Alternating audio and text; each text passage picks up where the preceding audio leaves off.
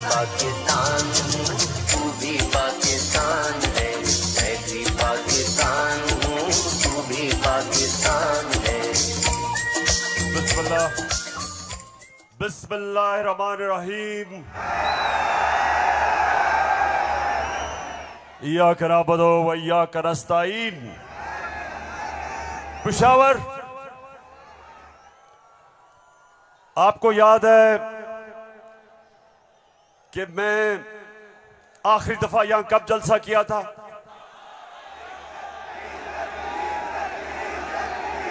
जब एक बैरूनी साजिश के तहत हमारी हुकूमत को गिराया गया, तो पहला जलसा मैंने उसके बाद अपने पेशावर की आवाम के पास आके किया। और माशाअल्लाह पेशावर, जब भी मैं आपको कॉल देता हूं, कभी आपने मुझे मायूस नहीं किया। बहुत बहुत शुक्रिया। अच्छा पेशावर, आज मैंने बात तो आपसे करनी थी सैलाब की। कल मैं सखर गया और मैं आपको यकीन दिलाता हूं कि अल्लाह ने हमारे पाकिस्तानियों को, खास तौर पे सिंध, बलूचिस्तान,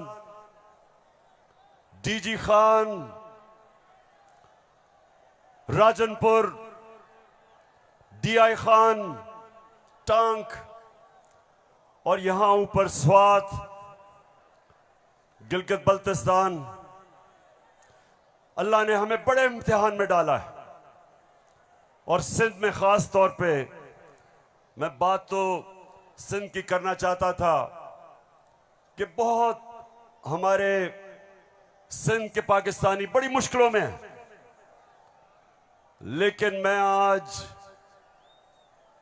बात करना चाहता हूं, जिस तरह का प्रोपेगेंडा चल रहा है, और खास तौर पे कल एक बड़ा मुनज़्ज़म प्रोपेगेंडा चला है, तो मैं उसके ऊपर पहले बात करूंगा और फिर आपसे पेशावर मजीद बातें होंगी। सबसे पहली चीज, मेरे पाकिस्तानियों, हम सबको एक चीज समझनी चाहिए कि कोई कौम, पेशावर, मेरी कोशिश ये है कि मेरा ये सारे जो नौजवान यहां खड़े हैं, मैं आपकी तरबियत भी करूं, आप में सियासी शऊर पैदा करूं, आपको समझाऊं कि हकीकी आजादी क्या है, आपको समझाऊं कि ला इलाहा इल्लल्लाह ये कैसे एक इंसान को आजाद करता है। कैसे जब अल्लाह से आप दावा करते हैं कि अल्लाह तेरा सिवा कोई खुदा नहीं, तो आप अपनी वो जंजीरें तोड़ते हैं जो इंसान को जमीन पे रखता है, इंसान की परवाज रोकता है।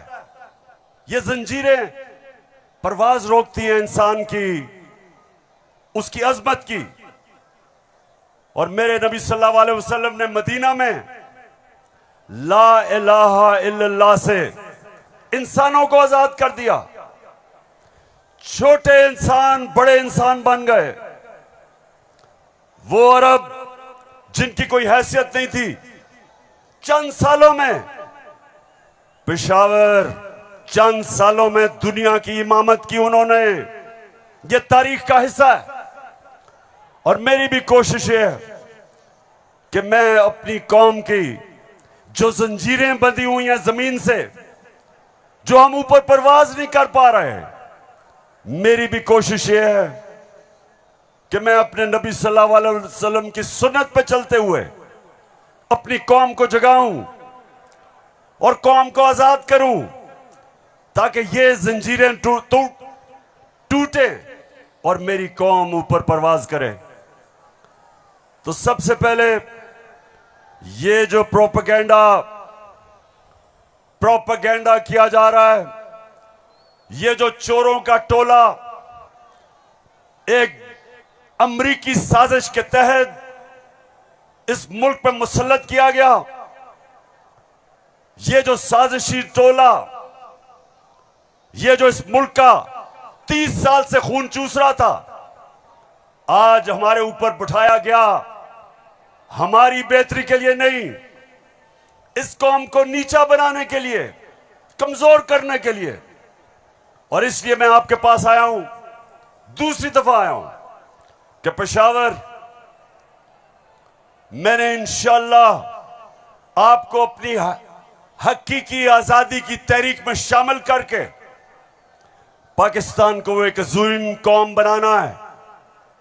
जो इल्लामा इकबाल की ख्वाब थी, वो कौम जो कि इंशाअल्लाह वर्ल्ड लीडर्स बनाएगी, जो खुशहाल होगी, जिधर हरे पासपोर्ट की दुनिया इज्जत करेगी, जिधर जब और इंशाअल्लाह एक दिन आएगा जब हमारे पाकिस्तान से बाहर जाएंगे तो दुनिया कहेगी कि वो देखो पाकिस्तानी आ रहा है।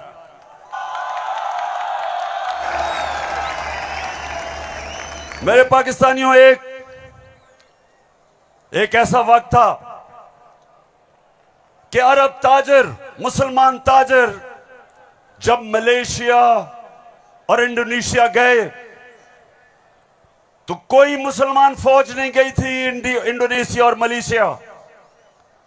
मुसलमान ताजरों का किरदार देख के, मुसलमानों के ताजरों की सच्चाई देख के, सादिक और अमीन ताजरों ने अपने किरदार से लोगों को मुसलमान किया। याद रखें, मुसलमानों ने फतह नहीं किया था मलेशिया और इंडोनेशिया, मुसलमानों का कैरेक्टर था जिसने फतह किया था। मैं वो चाहता हूं कि वो हमारे पाकिस्तानी बने कि जब आप दुनिया में जाएं तो लोग आपकी इज्जत करें, आपके पासपोर्ट की इज्जत करें। और वो कभी नहीं होगा जब तक आपके ऊपर ये चोर बैठे हुए हैं।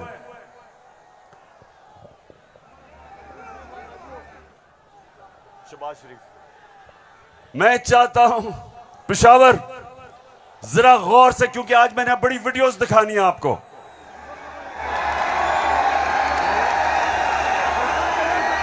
आज आप ये जलसा पूरी तरह आपकी तरबियत भी होगी और आप एंजॉय भी करेंगे।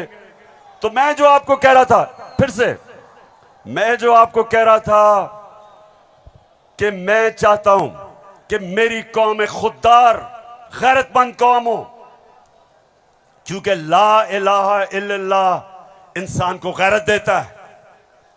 जो ला इलाहा इल्लल्लाह दिल में जिसके चले जाता है, वो किसी झूठे खुदा के सामने नहीं झुकता।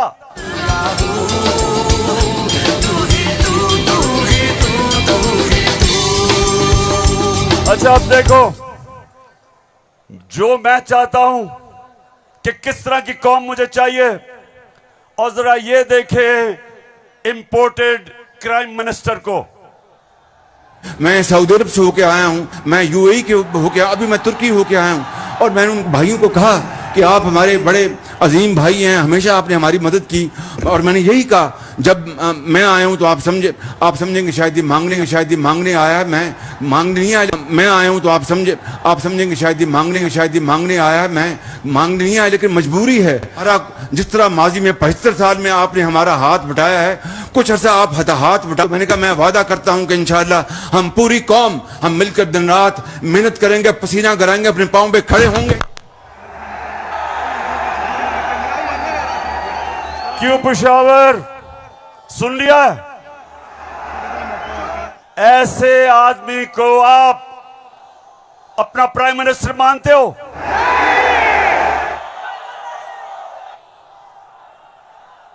अगर ये वाकई अगर गैरतमंद प्राइम मिनिस्टर होता तो पहले जो इन्होंने अरबों रुपया चोरी करके मुल्क से बाहर रखा, पहले वो वापस लेके आते, फिर लोगों से पैसे मांगते। अपना पैसा चोरी करके मुल्क से बाहर, और बाहर जाके लोगों से पैसे भीख मांगना। अच्छा पाकिस्तानियों, पेशावर, मैं आज आपको अब बताना चाहता हूं कि ये जो चोरों का टोला हमारे ऊपर मुसल्लत किया, अब इनको पता चल गया है कि ये हमें हरा नहीं सकते। हाँ, मुझे पता है कि फजल रहमान भी इनमें से एक है। अब ये जो थ्री स्टूजेस हैं, इनको पता है कि मैच खेल के तो ये अब ये जीत नहीं सकते। इनको पता है कि जब भी इलेक्शन हुआ इन्होंने हारना है। अब ये कर क्या रहे हैं? साजिशें कर रहे हैं। किसी तरह इमरान खान को डिस्क्वालीफाई करवाओ, केस बनाओ, कभी तोशाखाना, कभी वो इनका पालतू इलेक्शन कमीशन, कभी वो कोशिश कर रहे डिस्क्वालीफाई करने के लिए। अदालत के अंदर मुझे दहशतगर्द बना दिया। पिशावर वालों, दहशतगर्द आपके सामने खड़ा है। कोशिश है कि किसी तरह बस इमरान खान मैच ना खेले। ये वैसे ही है, जब हम छोटे थे क्रिकेट खेलते थे तो जब एक टीम हारने लगती थी वो विकेटें उठा के ले जाती थी। अब ये यही कर रहे हैं, मैच खेल नहीं सकते, किसी ना किसी तरह बस इमरान खान को बाहर निकालो टीम से। दूसरी चीज, और ये उससे खतरनाक चीज कर रहे हैं, पेशावर ये कोशिश कर रहे हैं कि किसी तरह पाकिस्तान की सबसे बड़ी जमात,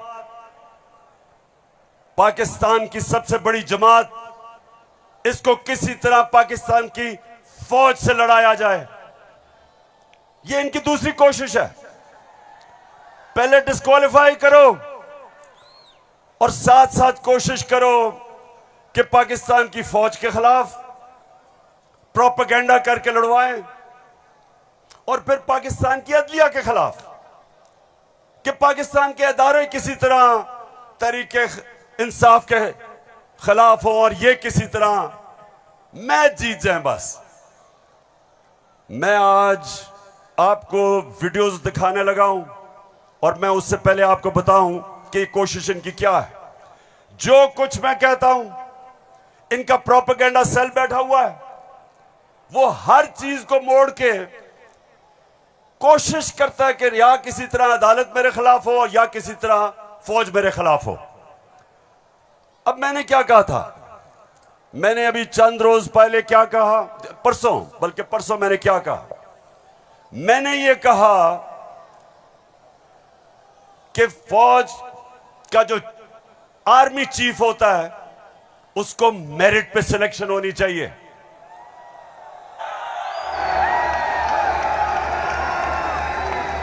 अब मुझे यह बताओ कि कोई भी किसी का खैर ख्वाह होता है, वो हमेशा चाहेगा अगर इदारा मजबूत करना है मेरिट पे सिलेक्शन हो। यह दुनिया का असूल है। आपने अगर फैक्ट्री सही चलानी है, ऊपर मेरिट पे आदमी बिठाओ। आपने अगर मुल्क को ऊपर लेके जाना है, क्रिकेट टीम अच्छी बनानी है, तो मेरिट के ऊपर सिलेक्शन हो। इसमें क्या गलत बात की थी? और मैंने साथ ये कहा था कि नवाज शरीफ और आसिफ जरदारी, ये किसी सूरत इन दो डाकुओं को पाकिस्तान का आर्मी चीफ नहीं सिलेक्ट करना चाहिए। ये क्यों कहा था मैंने ये इसलिए कहा था, सबसे पहले नवाज शरीफ मुल्क का मुजरिम है। अरबों रुपए की प्रॉपर्टीज बाहर इसकी पैनामा में पकड़ा गया, सजा हुई इसको। झूठ बोल के मुल्क से बाहर भागा, मफरूर है। मुझे यह बताएं पेशावर, जरा मुझे यह बताएं कि क्या एक चोर को, एक मफरूर को, एक भगौड़े को जो मुल्क से बाहर पैसा ले जाता है, क्या उसको पाकिस्तान का आर्मी चीफ सिलेक्ट करना चाहिए? जरा मुझे बताएं। और इधर बात खत्म नहीं होती। दूसरी, डॉन लीक्स डॉन लीग्स क्या थी?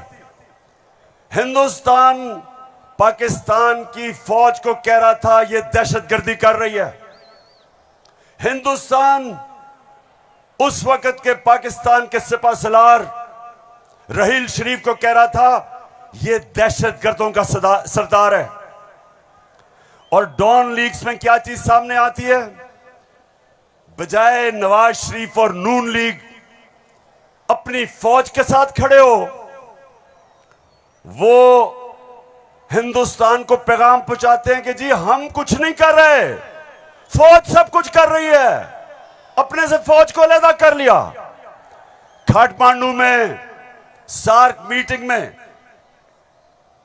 बरका दत्त किताब में लिखती है कि नवाज शरीफ छुप छुप के नरेंद्र मोदी को मिल रहा था अपनी फौज से डर के। और दूसरी तरफ आसिफ जरदारी वो अमेरिकनों को कहता है, अपने अमेरिका में पाकिस्तान का एम्बेसडर हुसैन हक्कानी वो जाके अमेरिकनों को एडमिरल मलन को कहता है कि जनाब गवर्नमेंट को और जरदारी की गवर्नमेंट को पाकिस्तान की फौज से बचा लो। ये वो लोग हैं, बताओ मुझे, ये आर्मी चीफ सेलेक्ट कर सकते हैं? क्या हम इतने अहम ओहदे इन दोनों चोरों के हाथ में देंगे? नहीं देंगे। लेकिन तीसरी चीज पेशावर सुनो, इन्होंने सबको, मैंने बार बार आपको वो मुरासला दिखाया जो अमरीकी अंडर सेक्रेटरी ने धमकी दी पाकिस्तान को, पाकिस्तान के एम्बेसडर असद मजीद को, कि अगर तुमने इमरान खान को ना हटाया तो पाकिस्तान को मुश्किलों का सामना करना पड़ेगा। और नो कॉन्फिडेंस मोशन में अभी टेबल नहीं हुई थी तब वो धमकी देता है। और सबको पता है उसके बाद क्या हुआ। नो कॉन्फिडेंस आता है, चोरी के पैसे से मेंबर पार्लियामेंट खरीदे जाते हैं, करप्शन के पैसे से लोटे बनाए जाते हैं। और आपका भी एक बहुत बड़ा लोटा था। कौन लोटा था आपका? एक ही पख्तूनख्वा से लोटा आया और बहुत बड़ा लोटा था वो। लोटों पे पैसा चलता है, लोटों पे नोट चलते हैं। और उसके बाद हमारी हुकूमत गिराई जाती है और इनको इंपोर्टेड हुकूमत ऊपर लगाई जाती है। और मेरा तीसरा सवाल है कि क्या वो लोग जो बाहर से मुसल्लत किए गए हैं, जिनके पैसे और दौलत बाहर पड़ी है, क्या उनको पाकिस्तान के आर्मी चीफ को अपॉइंट करना चाहिए? बताओ।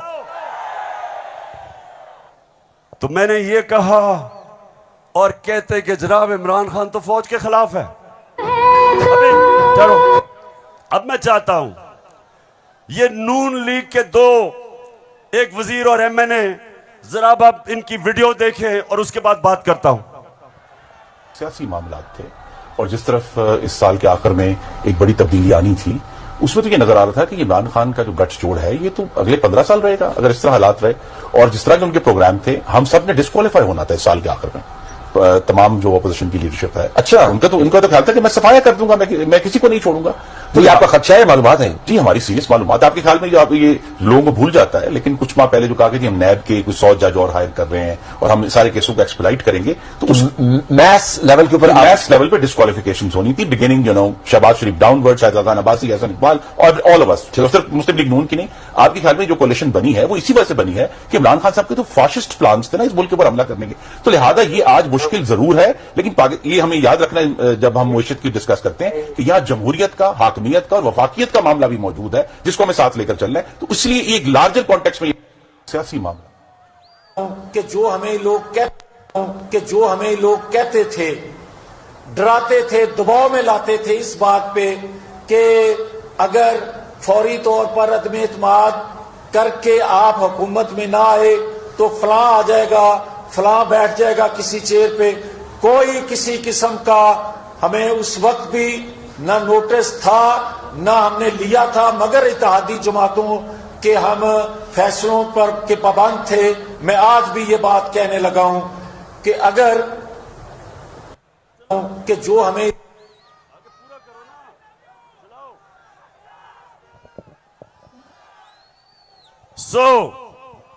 इसलिए ये हुकूमत हमारी गिराना चाहते थे कि इमरान खान एहतसाब ना कर दे। डर ये था कि अगर इमरान खान रह गया तो ये जेल में चले जाएंगे, क्योंकि इन्होंने जो चोरी किया वो पकड़ी जाएगी। मतलब ये कि ये इसलिए गिराना चाहते थे, महंगाई वजह नहीं थी, माइशत वजह नहीं थी, वजह सिर्फ एक थी कि इन्होंने एनआरओ लेना था और 1100 अरब रुपया अपना माफ करवाया।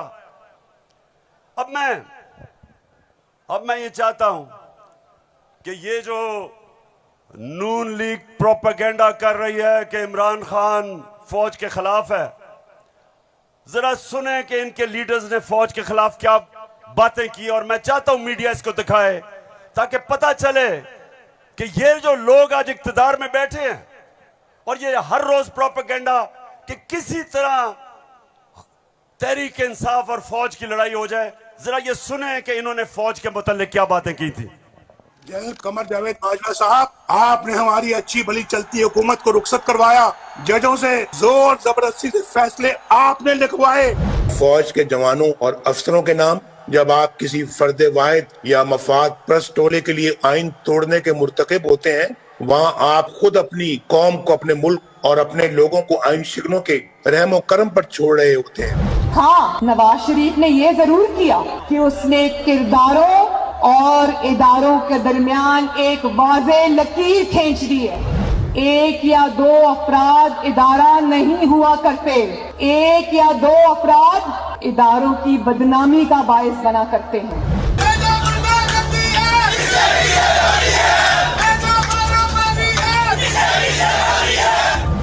जो शख्स इस किस्म की कार्रवाइयों में मुलव्वस रहा हो उसका एहतसाब होना चाहिए। उसको बल्कि इतने बड़ी बड़ी उनकी ग्लेयरिंग चीज़ें शायद 73 साल की तारीख में कभी नहीं मिलती, तो अब तो उनका एहतसाब होना चाहिए।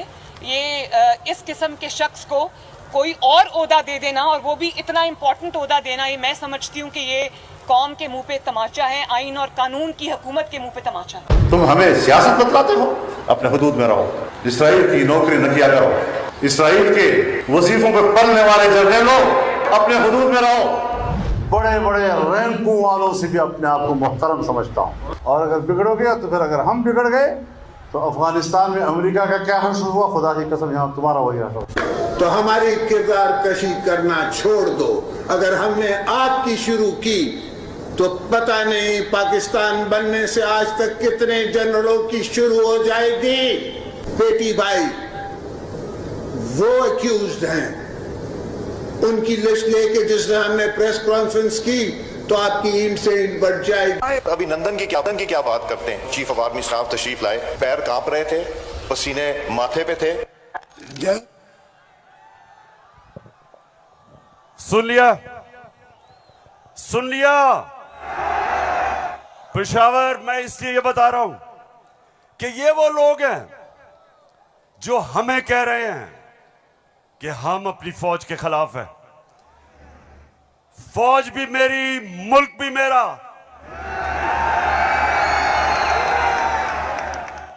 जितने इदारे मजबूत होंगे मुल्क मजबूत होगा, अदलिया मजबूत होगी मुल्क मजबूत होगा, फौज मजबूत होगी, हम आजाद हो सकेंगे। हम अपनी आजादी, हम किसी के सामने झुकेंगे नहीं, कोई मुल्क हमें फतह नहीं करेगा। जिस तरह सारी मुसलमान दुनिया में आज अजाब आया हुआ है, सोमालिया से लेके, लिबिया से लेके, सीरिया से लेके, सारी मुसलमान, अफगानिस्तान में क्या हुआ, यमन में, सारी मुसलमान दुनिया में किस तरह का अजाब आया, और हम वो पाकिस्तान है जो एक मजबूत फौज की वजह से बचे हुए हैं। तो नून लीग वाले ये समझ जाओ कि हम वो लोग हैं जो इस मुल्क के इदारे मजबूत करेंगे। और कभी अगर कोई तनकीद करते भी हैं अपनी फौज के लिए उसकी बेहतरी के लिए करते हैं, तामीरी तनकीद करते हैं।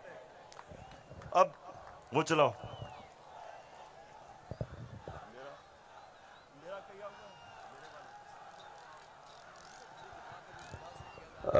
ये बड़ा इंपॉर्टेंट है, मैं अपनी सारी कौम के सामने कहना चाहता हूं। देखिए, एक तो जो फौज का इदारा है, कभी इसके खिलाफ बात ना करें, क्योंकि फौज एक ऐसी चीज है जो अगर हमारी फौज ना होती तो ये मुल्क में नहीं रहना था। इमरान खान से ज्यादा इस मुल्क को जरूरत पाकिस्तानी फौज की है, और हमें हमेशा इस इदारे को इसकी मजबूती के लिए हमें बात करनी चाहिए। और हमारे जो दुश्मन है वो मुसलसल इसको अटैक करते हैं, बल्कि ये दोनों जो prime minister, ex prime minister और प्रेसिडेंट, वो जरदारी और नवाज शरीफ, इन दोनों ने अपनी फौज को अंडरमाइन करने की कोशिश की है। ये जब गवर्नमेंट में भी थे, इन्होंने अंडरमाइन किया उसको। इन्होंने गवर्नमेंट में रहते हुए वो डॉन लीग्स क्या थी, डॉन लीग्स वो हिंदुस्तान के साथ कह रहे थे कि जी हमारी फौज की वजह से हम दोस्ती नहीं हो रही। और जो मेमो गेट था वो क्या था, वो अमेरिकनों को कह रहा था जरदारी अपने हुसैन हक्कानी के जरिए। जी शुक्रिया। मैं इसलिए आपके सामने ये रख रहा हूं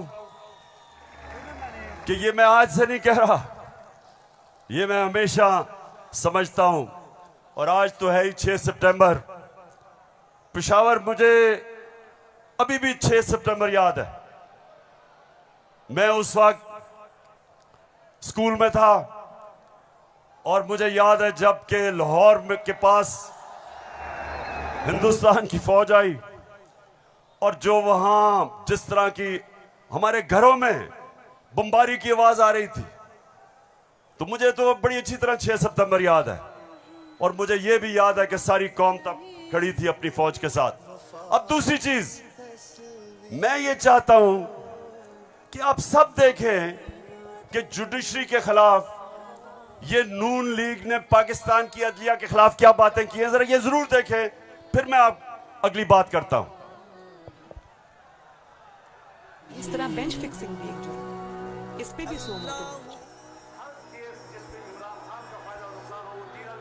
फजल रहमान देख ले कितना गुस्सा चढ़ा हुआ है इसको। सारे फैसले एक ही जज करेगा, जैसे लगता है कि उसका जज नहीं है, उसकी पार्टी का रुकन हो। जब बेंच बना तब से लेकर आज तक के फैसले तक इंसाफ होता हुआ नजर नहीं आ रहा था। अपने एक शख्स की वजह से आज आइन की तशरीह को में फर्क डाला जा रहा है। अपनी मर्जी से आइन की तशरीह की जा रही है। फुल कोर्ट इसलिए नहीं बनाया गया कि अगर फुल कोर्ट बन जाती तो आज का फैसला मुख्तलिफ होता। मौजूदा बेंच है, उसमें जो मुअज़्ज़ज़ जज साहबान बैठे हैं, उन जज साहबान का हमारे मतलब जो उनके ख्यालात हैं उनसे भी कोई ना वाकिफ नहीं है, ना हम ना वाकिफ हैं। और उसके बाद हर वो केस जिसका फैसला हमारे खिलाफ आना हो, उस बेंच का जो है वो वही हिस्सा होते हैं। और अब तो ये बात पहले से जो है वो प्रिडिक्ट होने लगी है। जो सहाफ़ी वहाँ सुप्रीम कोर्ट की कार्रवाई को कवर करते हैं, तो वो पहले से जब बेंच बनता है या कोई केस जाता है तो वो पहले से बता देते हैं कि इसके ऊपर फलां बेंच बनेगा। अगर कुछ लोग गैर जानिबदार नहीं होंगे, अगर इसके सहूलतकार पीछे नहीं हटेंगे, तो हमें बता दें मुल्क कौन चलाएगा। सुप्रीम कोर्ट के जजेस ने पीछे बेंड करके अपने आप को कभी इधर कि नहीं, शायद उनको समझ नहीं आई, शायद उनके तक पैगाम नहीं पहुंचा, वगैरह वगैरह वगैरह करके इनको हाथ नहीं लगाया इनको। तो मतलब ये है कि इनको कौन सी दीवार पे लगाया। तो जिस तरह मैच फिक्सिंग एक जुर्म है, इस तरह बेंच फिक्सिंग भी एक जुर्म। जब बेल का फैसला होने वाला होता था, जेल में उस दिन खबर मिलती थी कि 3 हफ्तों के लिए बेंच डिसॉल्व हो गया, नया बेंच, या कोई जज छुट्टी पे चला गया। जाता नहीं था, भेजा जाता। काजी फाइज ईसा साहब के मामले में माय लॉर्डशिप से ये पूछना चाहते हैं कि वो आपके ब्रदर जज थे ना, आपने क्या किया? तो फिर हमारी बात नोट कर लो, हम हर उस अदालत का और उस जज का घेराव करेंगे जो तुम्हारे इस गंदे और घटिया एजेंडे को परवान चढ़ाने के लिए अपोजिशन के खिलाफ जो है इक़दाम करेगा। चीफ सेक्रेटरी साहब, आपको इस बात का जवाब देना पड़ेगा। आपने इधर ही रहना है, आपके बच्चों ने भी इधर ही रहना है। कमिश्नर लाहौर साहब, आपने भी इधर रहना है, आपने सर्विस भी करनी है। इसलिए आपको ये चाहिए था कि आप इस गैर कानूनी अमल के आगे दीवार बनते और इसे बजा लाने से इनकार करते। आला अदलिया के जजेस पार्टी बनकर अगर चीफ जस्टिस वो जबान इस्तेमाल करेंगे जो इमरान खान कंटेनर पे चढ़ के करता था, तो उस जबान का वही जवाब मिलेगा जो नवाज शरीफ के सियासी मुखालिफिन को दिया।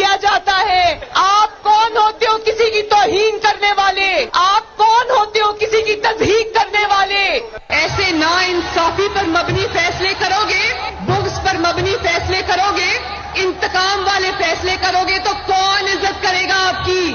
फिर तौहीन अदालत लगा देते हो। 5 मेंबर बेंच ने सियासी पार्टी बना दिया पूरी अदलिया को और उसको मुस्लिम लीग नून के सामने ला के खड़ा कर दिया। क्या बताओ, मुल्क की सबसे बड़ी अदालत की इससे भी बड़ी तौहीन हो सकती है कोई? हम आपकी इज्जत करना चाहते हैं, आप भी तो अपनी इज्जत करवाओ। तो जस्टिस अजमत सईद साहब जो है उनको कौन नहीं जानता।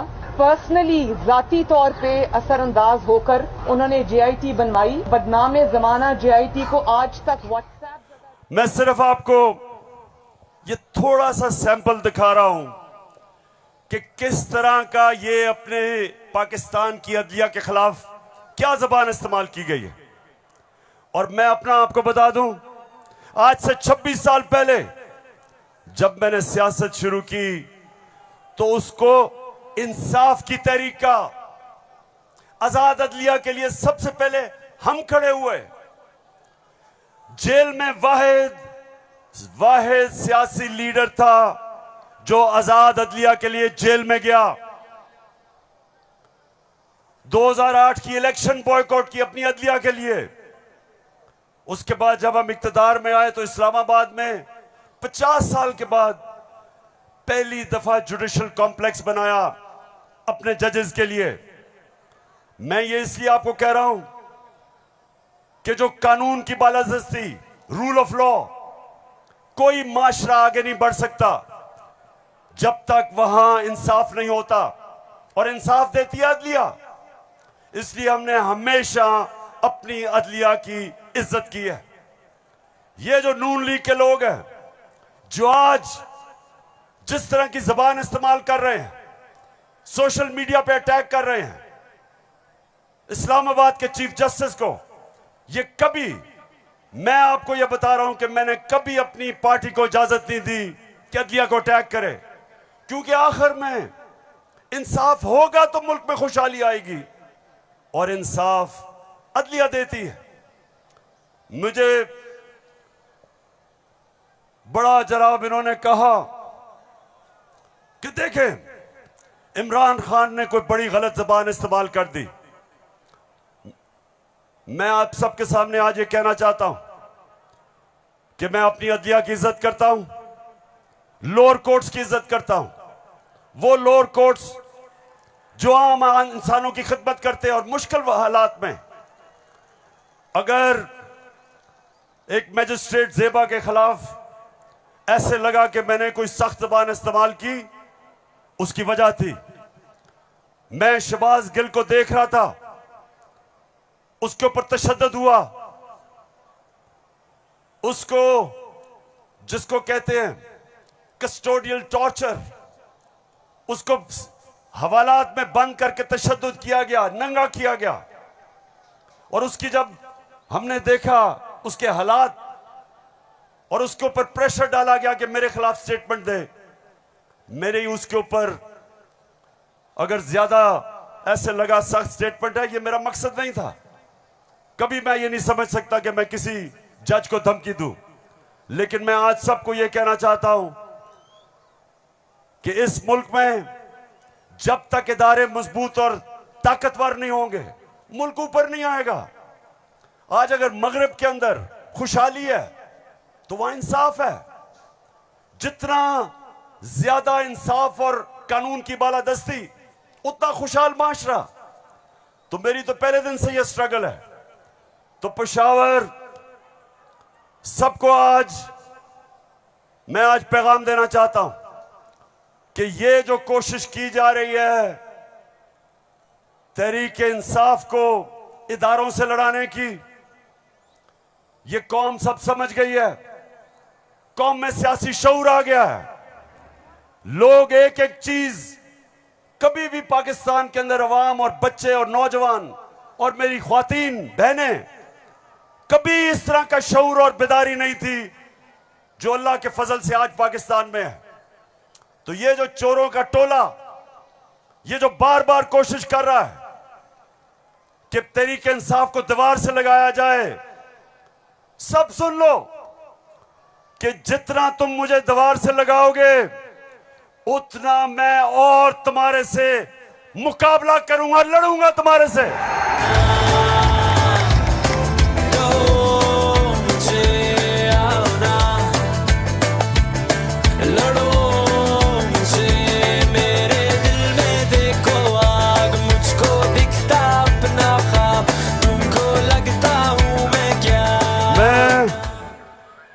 अपनी सारी कौम, सारी कौम के पास जा रहा हूं।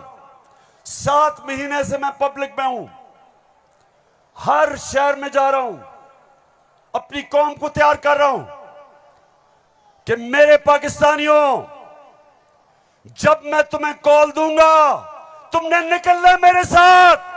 कहती है ये राहे अमल, आओ हम सब साथ चले, मुश्किल हो या आसानी हाथ में डाले हाथ चले।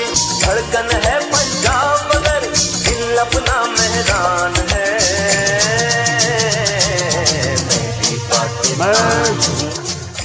अच्छा पेशावर, जब हमें इन्होंने हटाया था, फिर से मैं आपको याद करा दूं, उस वक्त पाकिस्तान तेजी से तरक्की कर रहा था।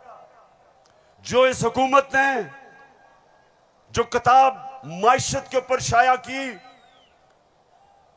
जिसको कहते हैं इकोनॉमिक सर्वे ऑफ पाकिस्तान, उसके अंदर पाकिस्तान 17 साल के बाद सबसे तेजी से हमारी माइशत ऊपर जा रही थी।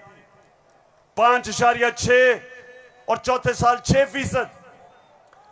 आज IMF कह रहा है, आलमी इदारा कह रहा है कि 6% से अब हमारी माइशत 1% से भी कम पे जा रही है।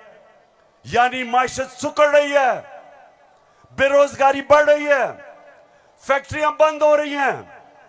किसान जिसने रिकॉर्ड पैदावार की थी, उसकी पैदावार नीचे जा रही है, क्योंकि बिजली और फजल रहमान की कीमत ऊपर चली गई है। ट्यूबवेल के लिए जो डीजल चाहिए वो महंगा हो गया। बिजली, अच्छा बिजली के बिल जिन जिन के पास आए हैं, जरा मुझे हाथ खड़े करके बताएं, कभी पाकिस्तान की तारीख में इतनी महंगी बिजली नहीं थी।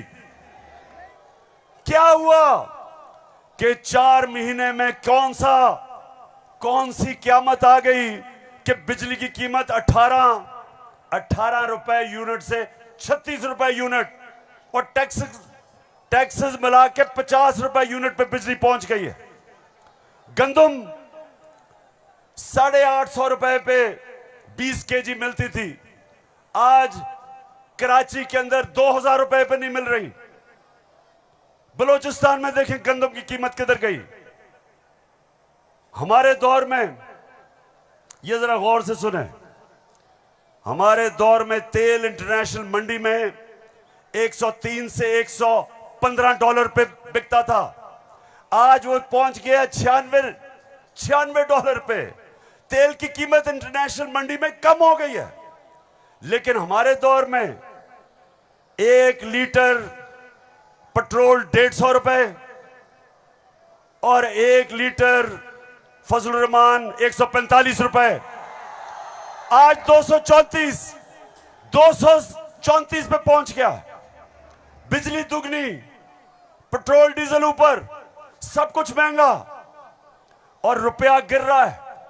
IMF के प्रोग्राम के बावजूद रुपया गिर रहा है। IMF ये कहता है कि आगे पाकिस्तान के जो माशी हालात हैं वो और बिगड़ने वाले हैं। बिजली की कीमत अभी और बढ़ेगी, GST लगेगा 17%, कीमत और ऊपर, पेट्रोल डीजल और ऊपर।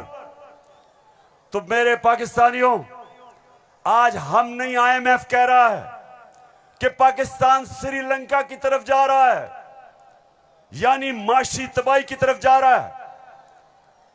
तो सवाल आज ये है कि वो कौन थे, वो कौन मुजरिम थे, कौन इस कौम के गद्दार थे जिन्होंने बैरूनी साजिश का हिस्सा बन के इस मुल्क में आपकी हुकूमत कराई और इन चोरों को लेके आए।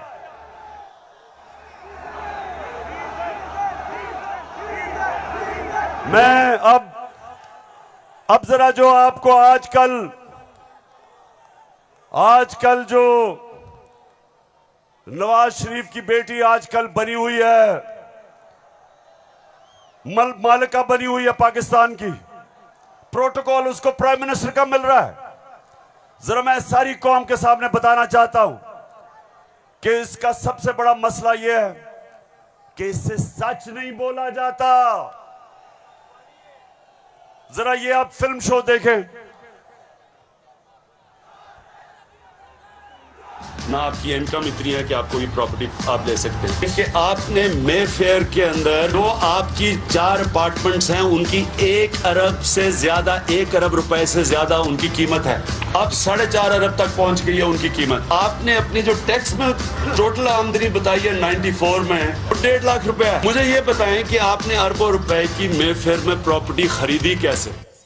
सुन लिया, ये आज से 10 साल पहले मैंने पूछा कि बताएं आपने आमदनी तो अपनी दिखाई नहीं, तो ये अरबों रुपए की बर्तानिया के सबसे महंगे शहर लंदन के सबसे महंगे इलाके में आपने अरबों रुपए की प्रॉपर्टी कैसे ली? तो जरा आप ये सुने, जवाब आता है। बात ये है कि जिन अरबों रुपए की मेफेयर की प्रॉपर्टीज की ये बात कर रहे हैं, ये तो पहले पता नहीं है। बताएं कौन सी प्रॉपर्टीज है, लाएं, दिखाएं, उसका कोई प्रूफ लाएं। सुन लिया, कहते किधर है ये प्रॉपर्टी, किसकी बात कर रहे हैं?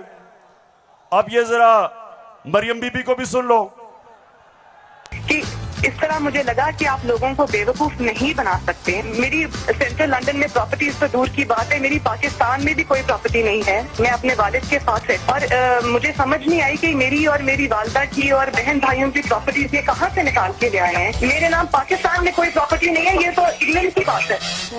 सुन लिया पेशावर, सुन लिया आपने, मेरी बहनों आपने सुन लिया कि लंदन तो छोड़े मेरी पाकिस्तान में भी कोई प्रॉपर्टी नहीं है। मेरे तो बहुत बुरे हालात हैं। अब मरियम बीबी को नहीं पता था कि एक इंटरनेशनल इंकशाफ होता है, पैनामा पेपर्स। दुनिया में जो सीक्रेट डॉक्यूमेंट्स हैं वो लीक हो जाती हैं। बड़े बड़े दुनिया में प्राइम मिनिस्टर और वजीर सब पकड़े जाते हैं, उसमें हमारे शरीफ खानदान भी फंस जाता है। नवाज शरीफ, मरियम नवाज, हसन नवाज और हुसैन नवाज के बैरून मुल्क खुफिया असासों का इंकशाफ। पनामा लीक्स ने बैरून मुल्क खुफिया दौलत का भांडा फोड़ दिया। सुन लिया, अब ये सुना, ये इंकशाफ हो गया। जब इंकशाफ हुआ तो मरियम के भाई हुसैन शरीफ क्या कहते हैं, ये जरा सुन लें। मैं इस बात को तस्लीम करता हूँ कि अल्हम्दुलिल्लाह पाक लेन के ऊपर जो अपार्टमेंट्स हैं वो अल्हम्दुलिल्लाह हमारे हैं। मैं इस बात को तस्लीम करता हूँ कि उनको ऑफशोर कंपनीज नेस्कॉल लिमिटेड और नीलसन लिमिटेड जो है उनको ओन करती हैं। और मैं आपको ये भी अर्ज करता हूँ उनको होल्ड कर रही है इस वक्त मरियम नवाज शरीफ, मेरी हमशीरा जो है। पेशावर सुन लिया कि छुपाई हुई थी प्रॉपर्टीज। एक हदीस है कि शैतान आप इंसान के गुनाह दुनिया में नशर कर देता है। वो दुनिया में नशर हो गए, उन्होंने कहा हमारी प्रॉपर्टीज नहीं, प्रॉपर्टी सामने आ गई। अब ये मैं आपको समझाने की कोशिश कर रहा हूं। असल में नवाज शरीफ की प्रॉपर्टी थी, मरियम बेचारी के पास किधर से पैसा आया? पैसा तो नवाज शरीफ का था। क्यों छुपा रहा था? क्योंकि आपके चोरी का पैसा था, अवाम से पैसा चोरी किया था। चोरी और करप्शन में क्या फर्क? चोरी होती है जो जेब कुतरा करता है, जो आपके घर में चोरी होती है, जो साइकिल चोरी होता है, मोटरसाइकिल, इंसान को नुकसान पहुंचता है। करप्शन, मुल्क का पैसा चोरी करने को करप्शन कहते हैं, और मुल्क तबाह होते हैं करप्शन से। जो पैसा आपकी तालीम पे, अस्पतालों पे, सड़कों पे, गुर्बत कम करने पे, जो पैसा वहां खर्च करना होता है इनकी जेबों में चला जाता है, मुल्क से बाहर चला जाता है। इसलिए कौम में गरीब इसलिए नहीं होती कि उनके पास वसाइल नहीं है, असासे नहीं है। कौमें गरीब तब होती हैं जब उनके अपने सरबराह मुल्क को पैसा चोरी करके बाहर ले जाते। तो ये जो आज हमारे ऊपर मुसल्लत किए हुए हैं, सारी कौम तैयार हो जाए। मैं कभी इनको कबूल नहीं करूंगा, मैं कभी इनकी गुलामी कबूल नहीं करूंगा। खबर तकम स्टोर माल रोड़ा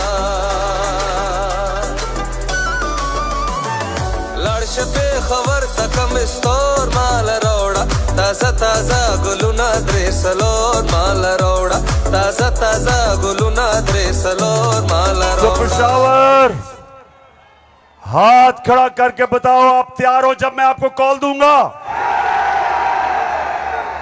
आपने सब तैयार होना है।